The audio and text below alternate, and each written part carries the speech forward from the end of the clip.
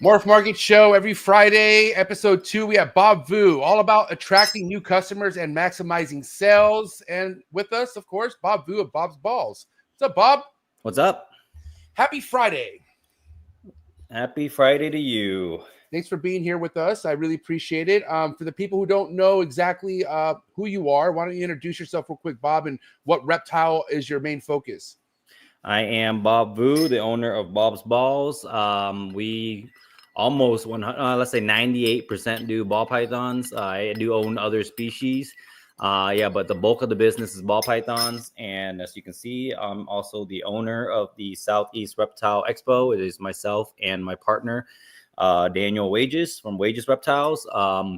And we are coming up on our second show coming up in February. Very exciting. We're definitely going to talk about your show at some point of this episode. But before we get into things, I want to know how long you've been a Morph Market user for. How long have you actually been using the Morph Market platform, Bob? So as you know, I'm a big collector of stuff, shoes, cards, all that stuff.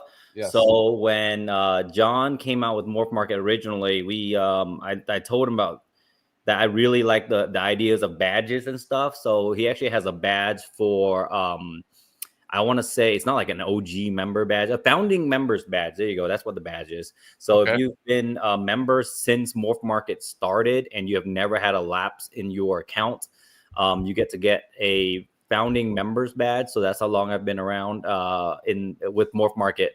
So Morph Market started in 2016, and then 17 was where they like really picked up traction. And then 2018 is when Morph Market, in my opinion, became a real household name.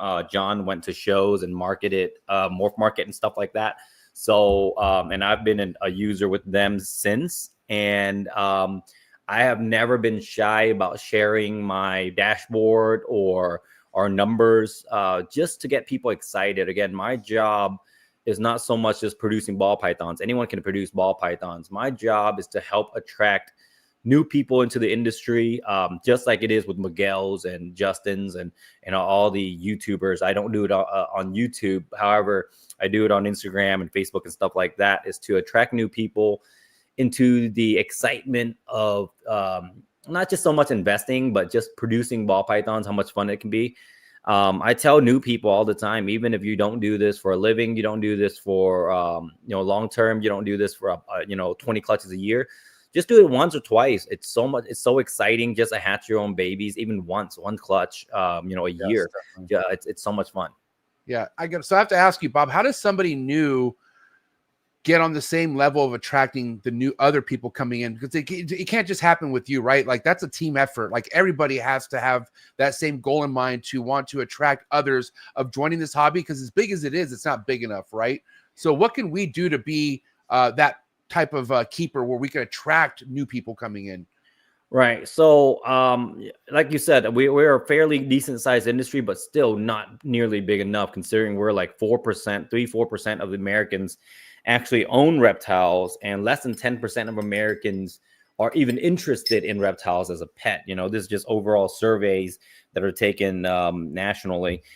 So when you're talking about like, if this market was to open up to where 10% of the US population owned reptiles, or 15%, would be mind-blowing. Imagine doubling or tripling our actual industry. And the only way to do that is through current keepers and shows and YouTubers and all that being good ambassadors for the industry. When people talk about being a good ambassador for any industry, talking about with sports, with TV, anything like that, is how you present yourself. I think Miguel does an amazing job. Justin, obviously, being the head of our industry, ball python industry. I'm not talking about reptile industry, but ball python industry, having a guy like Justin and Miguel and Ozzy, those family-oriented individuals that are well-spoken, be the lead of the industry. But when you're talking about overall reptiles, you're talking about guys like the way Brian Barczyk did it, the way Kevin McCurley and those guys did it. And then right now, currently, obviously, with our industry losing Brian, currently, I mean, I'm really liking what Real Tarzan, I'm really liking what he's doing. Some of these guys that are representing our industry, educating is a big part of it, but also representing and showing how much fun it can be. My page and my platform has always been that to show the positive side of things. I don't post a whole lot. Every now and then I'll post like, oh, this is what can happen. When you breed ball pythons, you have bad eggs, you have dead, babies come stillborns. But my platform is mostly the positive side of it, the vacations, the buying, fun toys and stuff from ball python money. And the reason for that is not so much to like, oh, gloat about, oh, I made a bunch of money at these shows. It's like, this could also be you. If you worked hard enough, and this could also be the result of your hard work. Yeah. And a lot of people will gravitate to that because people will want to invest with you if they think you know what you're doing. This has always been a thing, even when I was working the previous job I was doing before going to ball pythons full time. I was doing insurance and as a financial advisor with New York Life. And if I wore a suit when I walk in, you automatically feel a little bit better that I have a little bit better knowledge, even though I could be brand new. And I was. When I first started with New York Life, I didn't have a clue about rollover and IRAs and, to do any of that stuff. But I wore a suit. And, so sometimes when you say fake it till you make it, it's a real deal, man. I come in and eventually you'll learn your craft. You'll learn how to do all that stuff. All that stuff you learn on the job. The ball python thing is I don't want to say it's easy what we do, but we throw two snakes together, man. Let's just be honest with that part. I've seen people do it without even trying. They cohab two animals and they got eggs, all year, so it's not extremely difficult what we do. But to get customers to trust you, to invest $10,000 with you, to invest their, all their savings that this is like, they only have two animals they might buy all year. Why should it be with you? And the confidence of it, the fact that they know that if something goes wrong or if something goes right, they get eggs that they can always call you to help them ID their clutches. If something goes wrong, you can help them with it. So a lot of that comes back to your confident level, how confident you are in your craft, and how much you're willing to help these new people. With a lot of the people that invest with me, they know if they message me, I will help them walk through any process, eggs, breeding, all of that. Do you mind if I pull up your Morph Market account? Are you okay? Are you comfortable with that? Yeah, go ahead. Okay, so I want to explain something to a lot of people, because I look at ratings. I think ratings kind of paint a good picture as far as who you're purchasing from. And I'm very blown away with your ratings, but this didn't happen overnight with you, Bob. I know you've been very passionate, not only by the reptiles, but building your community. And I have to ask you, and first and foremost, guys, watch out for scammers on Morph Market. We'll talk about that in a minute. But how did you, where did you feel comfortable, starting to establish a community of people who supported you? Because I know a lot of people don't feel like maybe they're not cool enough or but if you do have something that is, out of this world, and you have, passion to be a part of this hobby, at what point do you feel like it's important to establish your own community like you have? So I have a very good group of guys that I deal with, guys and ladies that I deal with. And we've been doing this since 2016 full time, but even before that, I have a great community in Georgia. And the way you build that community is you find like-minded people wherever you are, Alabama, Texas, wherever. There are so many keepers in each one of these states. You can find like-minded people near you and just get together, man. I'll be honest. I just texted Daniel earlier to try to do lunch on Saturday. I'm meeting with Jason Kittinger Saturday night for dinner, and then he's actually going to stay at my house. I'm very open to people visiting me and me visiting people so that we can share ideas. At the end of the day, I'm open to the fact that I am new to everything we do because, again, yes, I've been doing this for 15 years, but there's so many new secrets or small things that other people do that I can learn from. So even when Jason Kittinger comes over here, I'm going to be picking his brain about all the projects and his systems. I had DPR, Antoine and and Emily here visit this week. Yeah. They were here for 3 days. And the whole time we talked about a lot of systems, how we're tracking things. Genetics is important, ball pythons, but we probably talked about that for maybe 20-30 minutes. The rest of the time was about systems and how we do our business. And a lot of times I can learn so much from even especially newer people because they have a new outlook on the industry.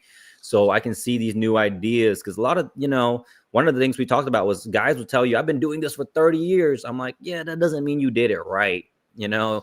Doing it for 30 years doesn't mean you did it right. So a lot of even these new guys with their new ideas, I like to, implement those. I visit Justin almost quarterly, maybe sometimes every 6 months, because I will go and walk around and steal new ideas from his building. I'm like, oh, he's doing this. Okay, I like that. So I'm going to go home and implement it. And if I don't like it, I'll ask, or I'm looking at it and confused, I'll ask him like, hey, why are you doing this? It doesn't make much sense. And he'll explain it to me. And then if I have a better idea, I'll explain it to him. So sometimes even my ideas might help him because a different perspective, the way we do things. So go out there and find like-minded people and rip off their ideas and give them your ideas. It's an exchange of information, and it's amazing in this industry, especially. And give them props like Bob just did. If you're gonna rip people's ideas off, that's fine, but just give the people props whenever. Sure, yeah, for sure. But one thing I feel like that's been a big help for you, Bob, just based off talking to people, is you have repeat customers. You have people who like to come back and spend money with you. How does somebody get on that type of pace? Like, how does somebody ensure, like, okay, you got somebody who spent a few thousand with you, but what do you got to do to make sure they return back to you?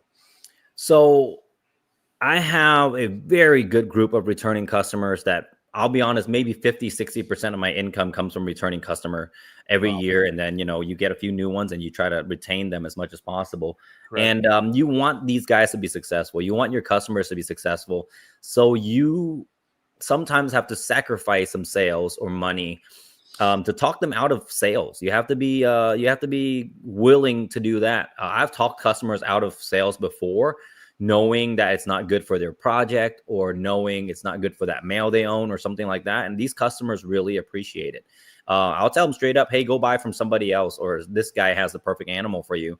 And they'll come back to you later on when they're ready. And I treat, again, a lot of my customers will vouch for this, is that I kind of, once you've invested money with me, you're my friend because you're helping me pay my bills.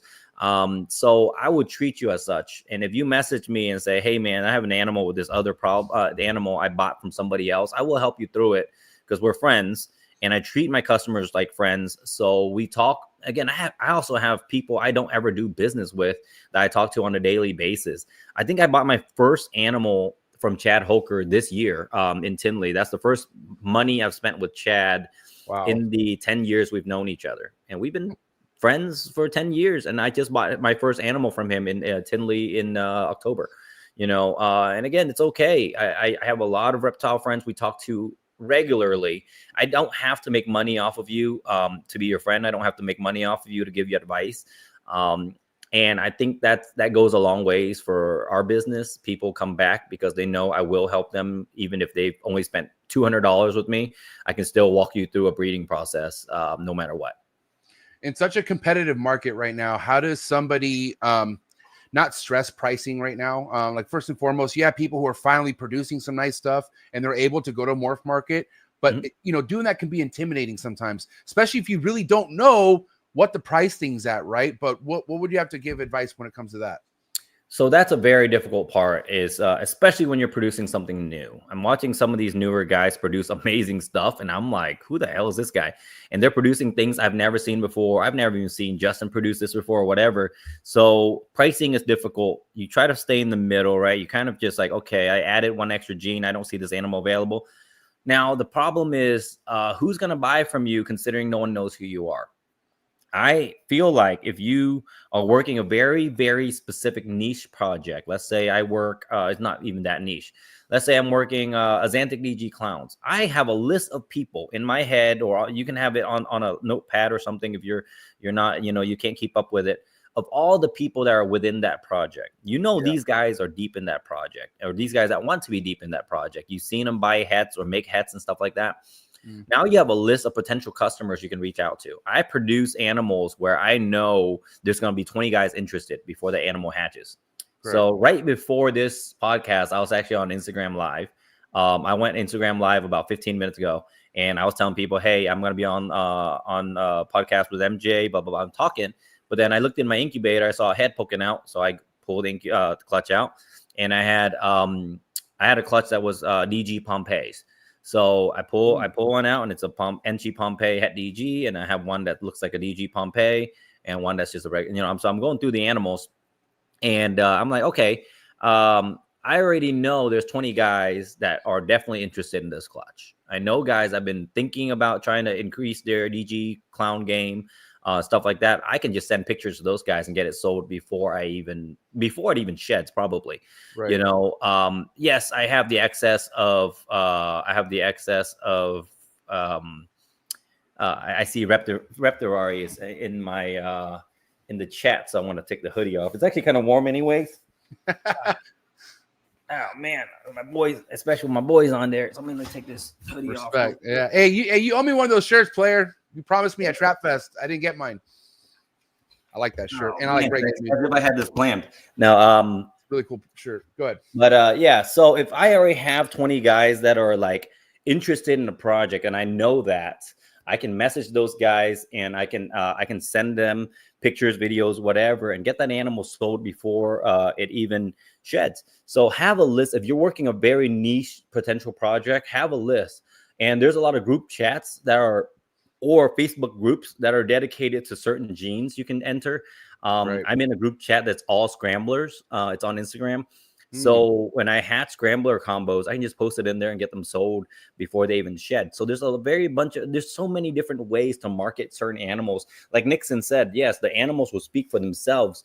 But the networking is so important, right? You got to get familiar with the people that are playing in that game, right? For you know all the chondro guys, right? If you're a heavy chondro player, you know those guys. So when you're hatching your best chondro clutch, you can just send pictures and pretty much get half the clutch sold, So I think in that aspect, having that market, having that group of people that you already know for each specific project will help you get a leg up on the game.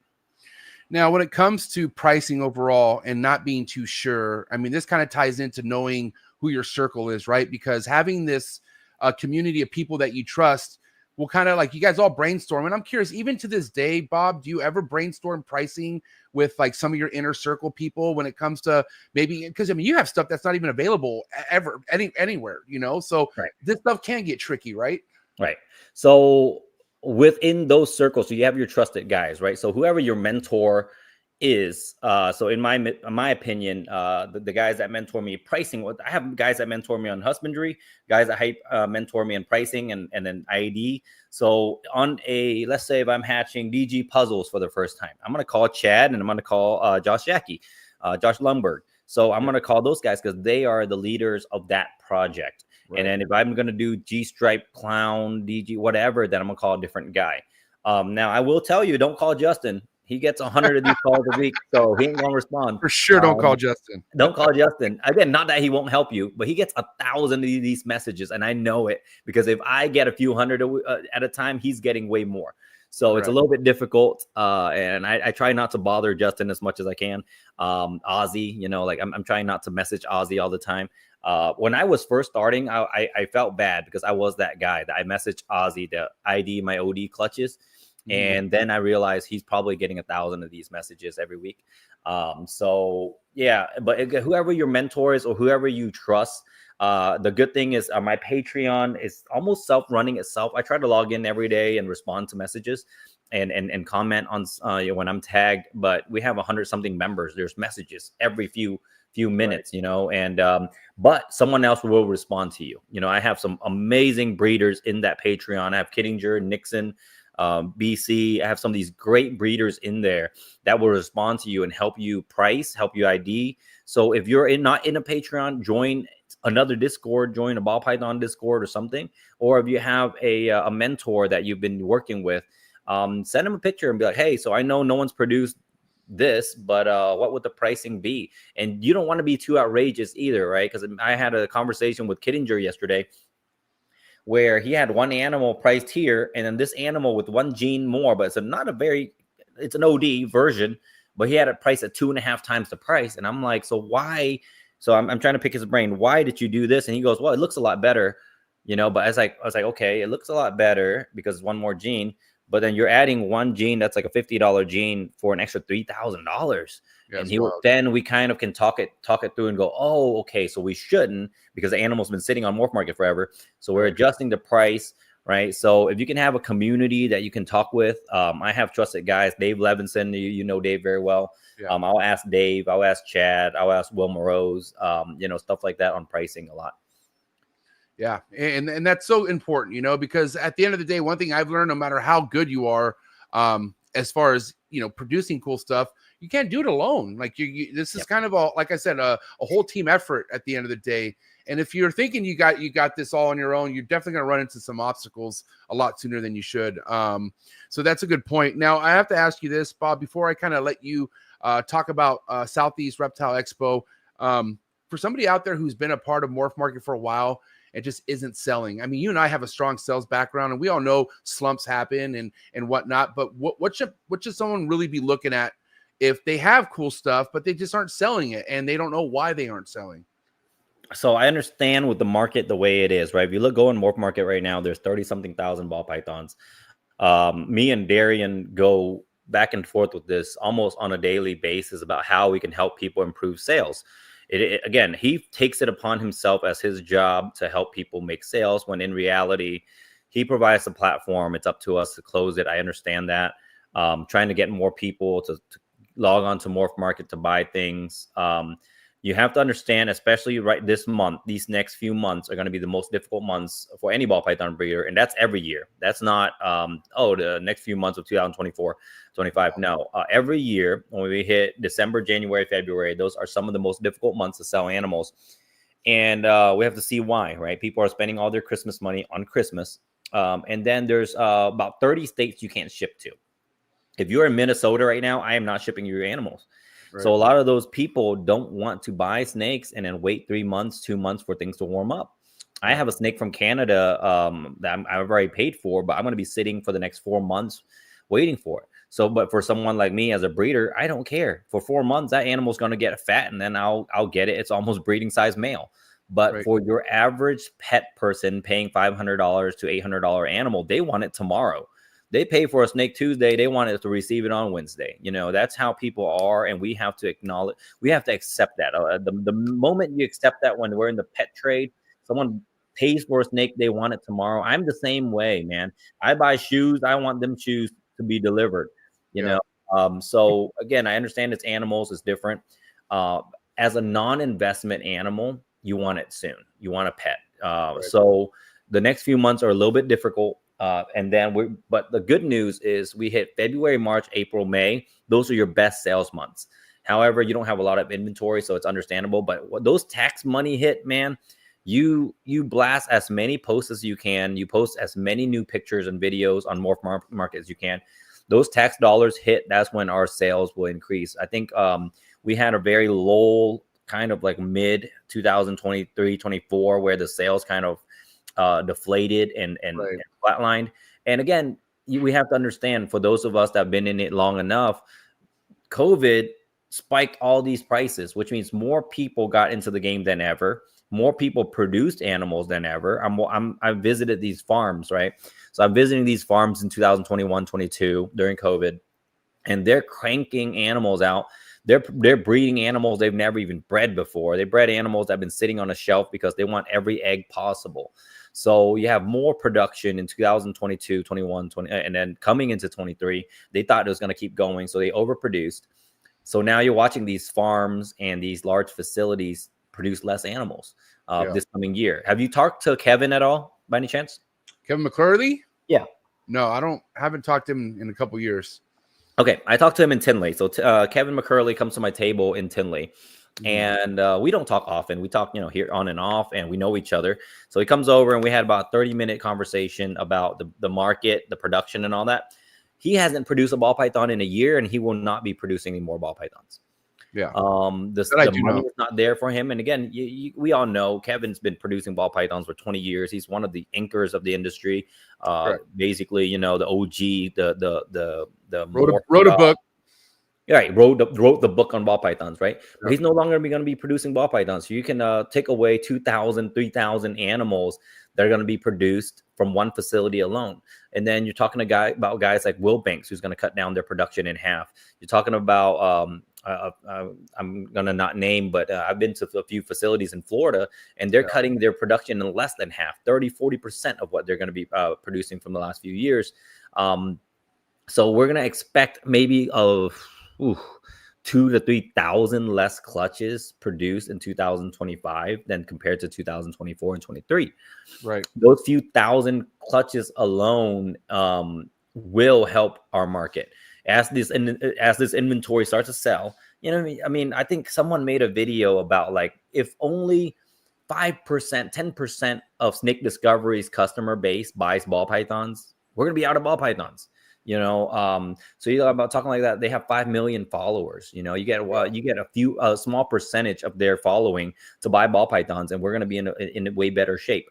You know, and people never buy about one ball python. By the way, you buy your first one, you get hooked, and you're automatically at 10.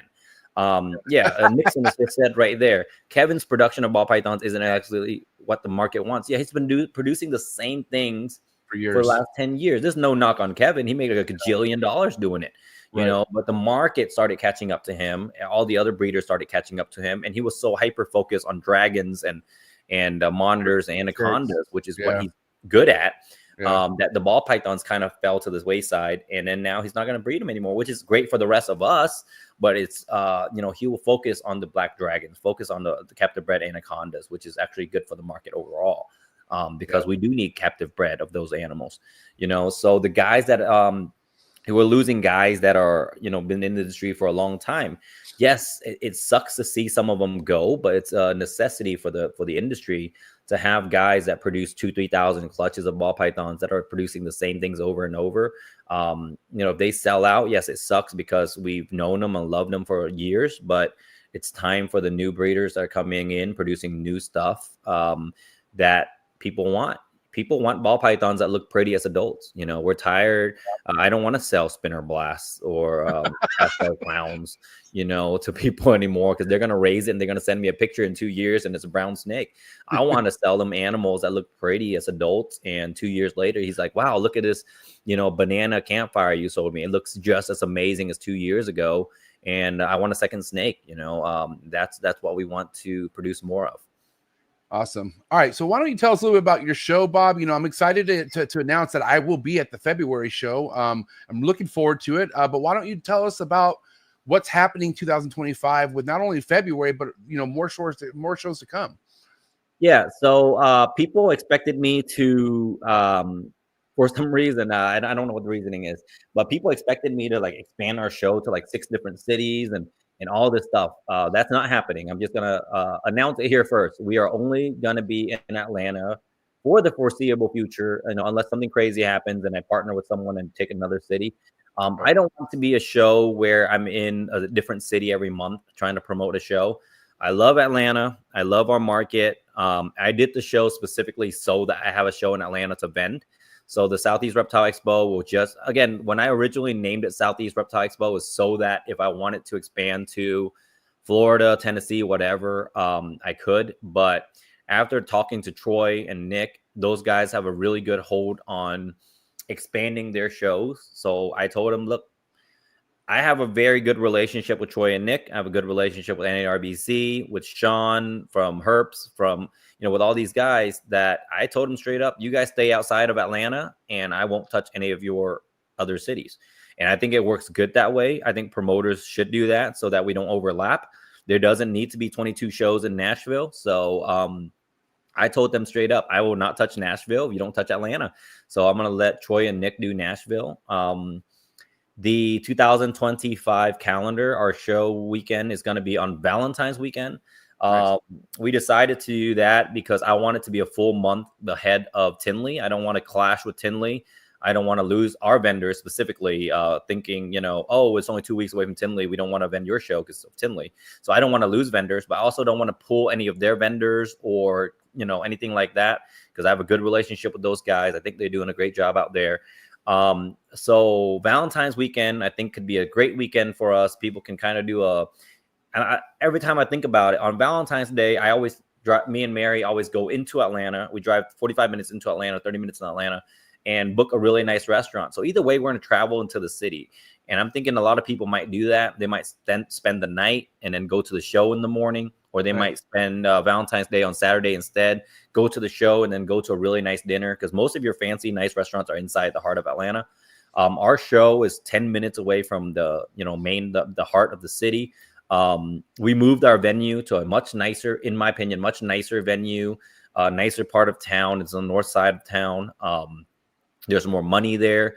There's really nice development there with the mall, you know, all that. So when you come in, the hotels are going to be nice. We'll take care of all that. And then we have block rates. We'll take care of all of that so that our vendors can get block rates. There's a hotel attached to the building. So it's walking, literally you walk down from your room, boom, there's the venue, just like Tinley style. There's bars. And yeah, we're really looking forward to it. It's really going to be exciting. We don't have that drama of having another show the same weekend, so we can really see the maximum potential for our show. I'm gonna go again. I was talking to Daniel, and he's like, "Do you really want to spend $15,000 on, you know, a few billboards?" And I'm like, "Yes, I do, because I want to see what our show can do. Because billboards inside Atlanta is outrageous. You're bidding on billboards, you're paying $3,000 to $4,000 per billboard." Wow. For a few weeks, you know, because Atlanta is so dense. They know you're going to get 1 million eyes on it within a week. So they know how much those billboards can affect your business. So I want to go all out on this one specifically because I want a flat line. This is what we can do without another show the same weekend. You know, so we're doing the billboards. We're doing everything we can. Banners, billboards, online ads, YouTube, TikTok, all of it. So that we can see what is the maximum potential for this show if we did all of these things. I don't want to be February 18th and going, damn, I wish we would have done billboards. We could have done even better. I wish we would have done more banners, you know, something like that. So for the ones vending with us, just know we are putting our maximum effort into this. It's going to be a fun show. If you vended the last show, you already had a good time. It was a good time for all of us as a crew. And like the vendors really enjoyed it. I got a lot of good feedback from people who did vend that show, and it was awesome to hear. And again, I'm just looking forward to seeing exactly, you know, what you do with this show, Bob. And I do know. Well, let me ask you. I know the answer to this, but I want to know how important is it the quality of vendors who vend this show? Like to you, like the people who are selling animals at your show. What kind of quality are we talking about when it comes to these vendors? So the quality of vendors, in my opinion, is more important. For me, the quality of vendors is more important actually than the turnout. The turnout is going to be great. Either way, the turnout, people will show up if you have good vendors. Right. But for me, it's like, it's the most difficult part of being a show promoter is telling people, no, we don't have any more tables for you. For me so far, right? I don't know how it is for the other shows, but I have a wait list of about 100 vendors currently. And we had so many people sign up the first week we opened the show up. And just from our previous vendors alone, we already had 100 something people that were signed up from the show before. So now we have an extra 100 vendors sign up. And for me to say, oh, sorry. And it's not so much even that they're not good enough. It's like first of all, we have to leave room for the vendors that did it before. And then we have to kind of weed through and see the variety. You know, the quality of vendor is going to be there because I already know I've vended enough shows. If I've vended with you, I know what your table looks like. If your table looks bad, I'm probably just gonna delete your application. But there's so many great vendors out there. I just want to make sure it represents our industry well. Like I said, if you're going to be an ambassador for our industry, especially for the new people, anytime you have billboards up, you're going to have new people. You have people that don't know nothing about reptiles. They're going to come in and ask you, do these bite? Are these poisonous? All these questions. So I need ambassadors for the industry. I need people that's going to represent themselves well, communicate well, and do not sit on their phone for 6 hours of the show and answer questions, you know, and talk to these new people. So we go through a process. We look through their Instagram, Facebook, all this, especially if I don't know who you are, to pick vendors. But I think another important aspect of picking vendors is not to pick too many ball python breeders. It sounds terrible because I'm a ball python breeder, but I can't have a show with 50% ball pythons. Right. I can't have a new customer coming into the show going, wow, the whole reptile industry is ball pythons, you know, because they need to see other things. And I don't want a bunch of wild caught chameleons, wild caught, you know, corn snakes and stuff like that. So I have to go out there and try to handpick breeders that I know work with very niche species. So it is difficult, but it's actually a lot of fun to try to reach out to these guys that are captive breeding panther chameleons, or only do corn. Again, Georgia, so we don't have corn snakes, but like you only do Western Cali Kings, you only do stuff axolotls, you know, because I want people to, when they come in, to see the variety, but also the how well they're being taken care of. These guys that are passionate about axolotls or passionate about chameleons. We have vendors that breed such a niche market, sand boas. You know, Rufus Darden only does sand boas. So I have a whole table, a guy with a whole setup of just nothing but sand boas. I have Jim Sargent coming in from Texas that only does blackhead pythons. I mean, that's amazing. Wow, that's a whole table of just blackhead pythons, you know. Wow. So that part, in my opinion, is very important. And of course, the health and representation of the animals. So we have a veterinarian that goes around on Saturday that vets through the animals. And I actually I don't want him to walk around and half-ass stuff. So I give him a full like hour and a half, about an hour to hour and a half to walk through. Again, there are certain guys he knows he's not going to check, certain guys, the ball python guys that he already knows that he's already checked before. But if there's anyone there with an animal with a mite on it, with an RI, with anything crazy, he needs to let me know so I can go and get on that vendor, either to tell him to leave or bag the animal, whatever it is. But luckily, we haven't had that happen at the other show. But our vet has been very good. He walks around, does everyone's check, and does their health certificates. And yeah, it's been very good to have that. It's exciting to hear, man. And again, I can't wait to be there Thursday. I'm sorry, February. But for now, is Instagram the best place to kind of follow the show as far as, you know, any kind of announcements? Would this be the best place for people to be, you know, up to date with stuff like that on Instagram? This page right here? So we post on Instagram pretty often. Instagram, Facebook, the website itself.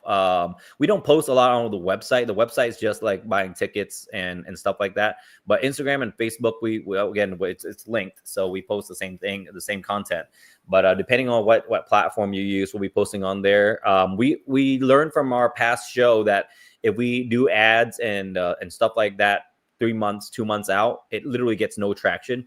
The month of the show, you're going to see a ton of posts pretty much every day, contests, right, giveaways. We're giving away tickets, t-shirts, hoodies, you know, all kind of stuff. And it just makes it fun. And now we're learning, right? The month of the show, we're going to advertise so crazy that if you live within 100 miles of the show, you will see our ads. Awesome. All right. Any closing statements, any messages to the fellow Morph Market members out there, Bob? Yeah, don't be so critical, man. I'm watching people be very critical on Morph Market or on sales overall, on reptiles. Just because you haven't made your money back after being in the industry for a year or two, it's okay. It's okay. The market bounces, like it waves.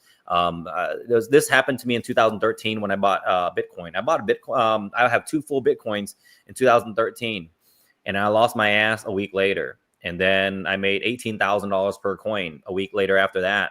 And then it went back down, you know, like, so it comes in waves. Again, I'm not comparing ball pythons to Bitcoin, but any investment, really any investment.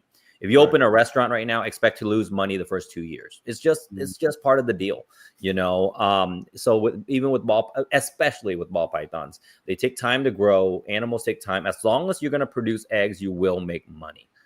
I don't care if you bought a $10,000 snake and now it's selling for $2,000. You produce 8 babies, you are going to make money. That you get that male to produce eggs, and you sell them at $2,000 a piece, $3,000 a piece, whatever the market has dropped to, because you bought during the height of COVID or whatever. You will make money. I bought some extremely expensive projects during COVID. Again, I think you know, I bought that snake for $50,000 last year. I paid $50,000 for a snake. I made that money back because he produced for me. You know, I got a clutch from him a few months later, and I got more clutches coming. It doesn't matter the investment, especially in ball pythons. There's no other business that I've ever seen like ball pythons. You can buy an animal and make 10 times the amount of money in 2 years. Yeah, sure, you can get lucky on stocks or whatever. But as far as a pure, just like you can repeat it multiple times. As long as you get eggs, you will make money. So patience, take care of those animals. You get eggs out of them, you will have money. And again, you still own that animal after those eggs hatch. You can do it again and again and again until you break even on the project. Some projects we buy in high. I understand it. That's why we diversify. We don't throw all of our eggs in one basket. I'll tell you right now, I have projects I haven't made money back on because the market went so bad or anything like that. And the only project I can say that with is deserts. I paid $4,000 for a desert. Wow. People found out they were infertile. It was worth $200. But there's no other gene that that happens to, So desert's the only one I've ever lost money on. And actually I've made more than my money back after a few years. I've made my money back actually this past few years. But again, as long as you can get eggs out of male or female, wherever, like your male's breeding and you can get multiple clutches out of them, you will make money. Your female produce eggs, you will make money. And from a investment standpoint, if you're going to invest a lot of money, do it in your males. You pay 30, you pay 10, you pay $5,000, whatever. Do it in the males, and you will make money back. Because that male will produce multiple clutches. You go pass the genes on a lot faster and wider, and you will make that money back a lot quicker. That $50,000 was the male. I can breed that male to 6 females in 1 year and produce. Even if his price drops to $2,000 an animal, we'll make his money back. It won't, because it was a very good deal by a good friend. So again, $50,000, I can sell the same animals for $20,000, $30,000, whatever next year, and still make his money back as long as he produced X amount of clutches. But you have to have a plan. Scaleless was a rough one. Yeah, Scaleless was a rough one for me too. I bought Scaleless hets. I bought the hets for $7,500 just for hets. Okay, they're double het scaleless albinos. The following year, I produced 3 albino scaleless, like full albino scaleless. I sold them for $6,000 each. The visual, and mind you, I paid $7,500 for hats. I sold the visuals at $6,000 each. So I still made money. I didn't make a lot of money. I didn't make 10x like I'm supposed to, like I always think I will. But you'll still make money. You'll still be able to produce. Heck yeah. Thank you guys for shouting out the Patreon. Again, we do this type of conversation every month. We sit down and we discuss the market. We discuss projects. We discuss all kind of stuff. But if you're not in my Patreon, it's okay. Join a different Patreon. Join a different group chats, whatever, and we can talk about markets. And you guys should, whoever your close friends are, whoever your mentors are, don't get bogged down about talking so much negativity about the industry. Oh, man, I can't sell anything. The snakes market's going to crap. Talk about how you can fix it. Talk about what else you can do to generate money. Talk about how you can improve a project. Just don't talk about how many crappy animals you're producing or how many you went to a show and you didn't make any money. If you went to a show and didn't make any money, it's either you or the show. It's one or the other, right? You went to the show and you didn't make any money. Either the show didn't have enough attendees for you to make money. So don't go back. Stop going back. Don't go to the same freaking show with 300 attendees thinking next show's better. Right. If that show had 300 attendees for 5 shows in a row, that show sucks. Don't book it. But if that show had 3,000 attendees, 5,000 attendees, and you didn't make any money, it's you. I always tell people my minimum requirement for me to show up to your show used to be 2,500 people. If there's 2,500 people at the show and I can't make money, it's my fault. Right. Now it's a little bit higher of a number because it takes so much for me to drag all of my guys and all my animals. I can make that money at home on Morph Market, but if you go to a show and there's 3,000-4,000 people there, man, and then everyone else is making money, but you didn't, it's you 100%. Are you on your phone the whole time? Is your display good or your price is too high? All these things stack up. But honestly, man, I'm watching some of my Patreon members, especially. So I'll message them like, hey, if you went to that show and you ended up in the negative, and this is your second time there, and there was only 400 people walking through the door, don't do that show again. Yeah. And again, it sucks calling a show promoter and saying, hey, I'm not vending. I just have something else to do. Just fine. Just tell them you're busy or whatever. They'll have to understand. But as a promoter, if I only got 400 or 500 people through the door and people cancel tables, you just have to be understanding. It was you. you sucked at as a promoter. You know, and so if you lose money at a show, stop vending. If you lose money at a show where everyone else is making money, then you need to do some self-reflection and see why. You know, again, that's a long ass closing statement. But listen, I mean, this is why you're one of the best doing it in the ball python game, and I appreciate your time, Bob. I mean, you make this not only fun but very inspiring for a lot of us. So I appreciate that, guys. Please go give him a follow. Get his Instagram followers back up. The guy lost both his social medias this year. Okay, but it's not going to stop him whatsoever. And I got to also say I commend you on your, your passion for just keeping going, even though something like that happens. I know working on a social media like that for years sucks to see that go, but you're going to get it all back. So yeah, it is kind of sucky, you know. And I was posting reels, and you know, I'll get thousands of likes and comments and stuff like that. And then now I'm posting a reel, and there'll be like 6 comments. I'm like, oh, this shit sucks. But we'll build back. We will we'll get those followers back, especially with the new animals we're producing. We'll get those followers back. I'll be honest, I'm one of those people where when I post something and a lot of people like it, you know, it triggers something inside of you where you're like, oh, you know, it's really good. And it does affect me in some way, but we'll get back there. Yeah, day by day. Check them out, guys, and also be ready. The Southeast Reptile Expo happening February. The dates again? 15th and 16th. So it's right after Valentine's Day. All right, man. Well, thank you so much, Bob. Enjoy your weekend, guys. Please do me a favor. Give it up. It's a wrap for Bob Vu, ladies and gentlemen. All right, appreciate it. Thank you, MJ. Thanks for your platform. Have a good weekend, buddy. Appreciate it. Yep. Thank you to everyone out there who hung out on today's episode of the Morph Market Show. If you enjoyed it, please help me get the likes up on this episode and make sure you hit that subscribe button. Help Morph Market get their subscribers up. I do want to say, guys, make sure when you are going to morphmarket.com, ensure that you are getting the highest discount when using Morph Market shipping. 72% off for all paid members, or even free members are getting 72% off their shipping by using Morph Market. And for anyone out there who's concerned about the scamming situation, I also encourage you going and look at the scam alert that is on the Morph Market page. Morph Market's all over it, so you know, rest assured that this will get settled. And again, thank you to everyone out there who enjoyed today's episode. You can catch this Morph Market show every Friday right here on the Morph Market YouTube channel. And for those of you who are curious, I do video 10-minute videos of each of these episodes that are all compiled into clips. Okay, so if you want to see majority of these episodes all compiled to the best topics and whatnot, head over to the video section on the YouTube channel and check out the videos. But guys, please, I'll catch you guys here next Friday. Enjoy your weekend, please. But that's a wrap for this week of the Morph Market Show. Have a good Friday, everyone.